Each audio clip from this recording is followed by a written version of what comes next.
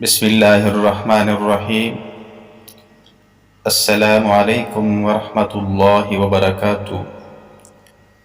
محترم ناظرین، آپ حضرات کے سامنے سیرت النبی صلی اللہ علیہ وسلم کا ذکر چل رہا ہے۔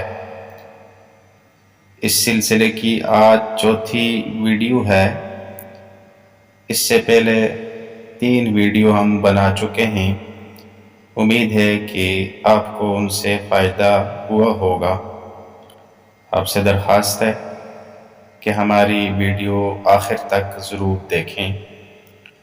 آج کی ویڈیو میں نبوت کے 5ویں سال اور 6ٹھے سال کے متعلق بتایا جائے گا کہ 5ویں سال میں کون کون سی باتیں پیش آئیں اور 6ٹھے سال میں کون کون سی باتیں پیش آئیں۔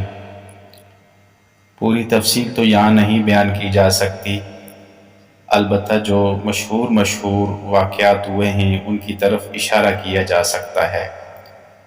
تو شروع کرتے ہیں۔ نبوت کا 5واں سال۔ کفار مکہ کے مظالم جب حد سے بڑھنے لگے تو آپ صلی اللہ علیہ وسلم نے بعثت کے 5ویں سال اپنے صحابہ کرام رضی اللہ عنہم اجمعین و دیگر اقارب کو، جو تقریباً 11 مرد اور 4 عورتوں پر مشتمل 15 افراد تھے، ملک حبشہ کی طرف ہجرت کر جانے کا حکم دیا۔ 3 ماہ بعد اس اطلاع پر کہ اہل مکہ نے اسلام قبول کر لیا ہے، ان میں سے کچھ افراد مکہ واپس آ گئے۔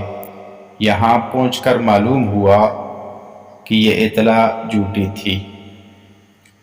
تو معلوم ہوا کہ جو مسلمانوں نے حبشہ کی طرف ہجرت کی تھی وہ نبوت کا 5واں سال تھا۔ نبوت کا 6ٹھا سال۔ بعثت کے 6ٹھے سال آپ صلی اللہ علیہ وسلم کے چچا حضرت حمزہ رضی اللہ تعالی عنہ اور حضرت عمر رضی اللہ تعالی عنہ اسلام لے آئے۔ تو ان کے آنے سے اسلام کو طاقت اور قوت ملی، جس کی وجہ سے لوگ اعلانیہ اسلام میں داخل ہونے لگے۔ اسلام کی روز بروز بڑھتی ہوئی شان سے خوفزدہ ہو کر کفار مکہ نے آپ صلی اللہ علیہ وسلم کے خاندان بنی ہاشم اور بنی عبد المطلب کے مکمل بائیکاٹ کے لیے ایک عہد نامہ لکھ کر بیت اللہ میں لٹکا دیا۔ آئندہ سال یعنی نبوت کے 7ویں سال اس پر عمل کیا گیا۔ انشاءاللہ وہ واقعہ اگلی ویڈیو میں آ جائے گا۔